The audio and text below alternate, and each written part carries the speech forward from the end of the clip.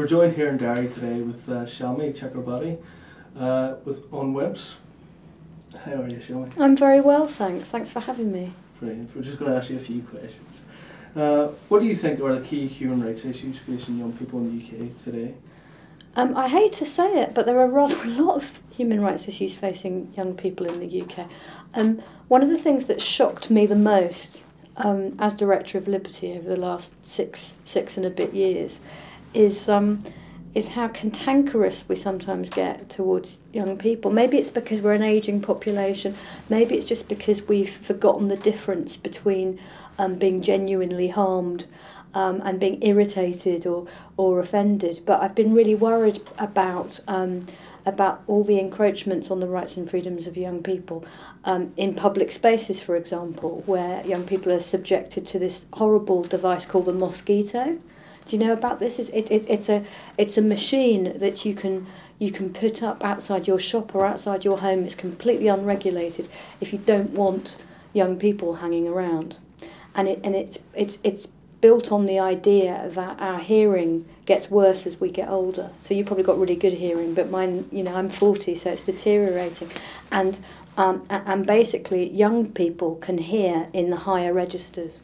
So if you want to irritate them or possibly even hurt them, I don't know, you can turn on this siren that only young ears will hear.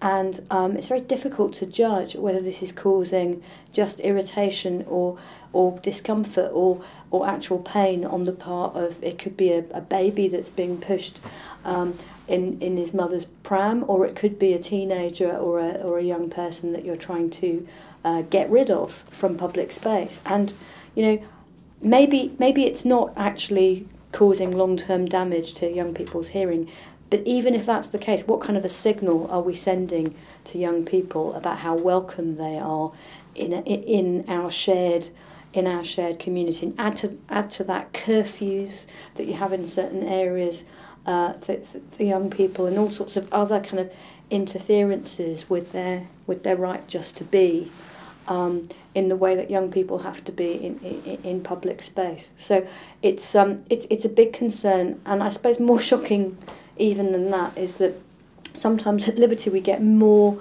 hate mail from taking up these sorts of issues than we ever do if we're complaining about anti-terror laws, for example. And that's pretty shocking, because I think it doesn't say anything desperately positive about a society if it turns on its own young.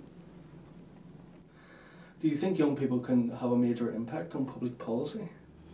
I think it's obviously hard because they are quite literally disenfranchised. You don't get to vote until you're 18. And don't get me wrong, older people have their problems too, and are often not treated desperately well in residential care homes and other places, but they do at least have the vote, and often they have their networks built up over many years, and their skills and experience to write letters to the newspapers and so on. It's harder for young people, but it's not impossible.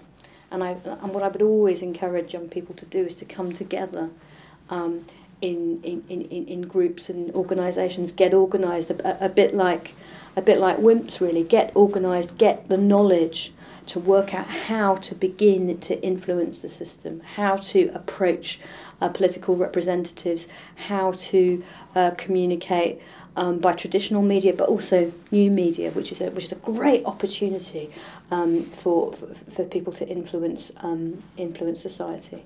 Would you support lowering voting age to 16? I would unequivocally and immediately, in a heartbeat, support lowering the voting age to 16. I really, I understand that people mature at different rates, and there'll never be a perfect age that fits everyone. But I think you do have to have an arbitrary line. At the end of the day, 16 is the age of sexual consent. 16 is old enough to go and join the military and die for your country. I think 16 is the right age for voting. If you go to work, which you can do at 16, you pay taxes like anybody else. And on that basis, we would say, would we not, no taxation without representation. What advice would you give young people about protecting their rights?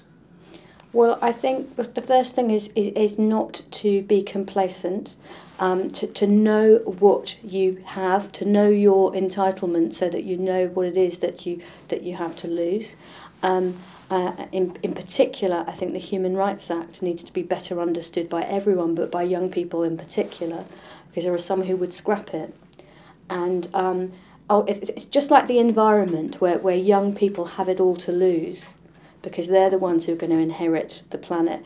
Well, there's a constitutional environment as well, a legal and constitutional environment that I think is very precious to young people now, but also future generations. But in order to protect it, you need to know what it involves.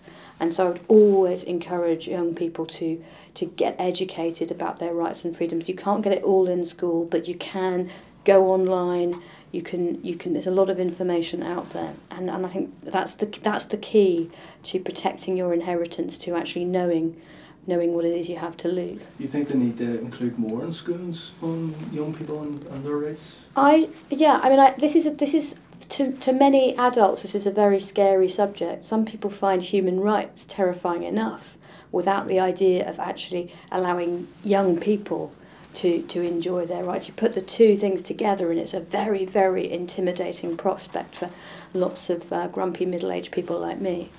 But it's absolutely crucial.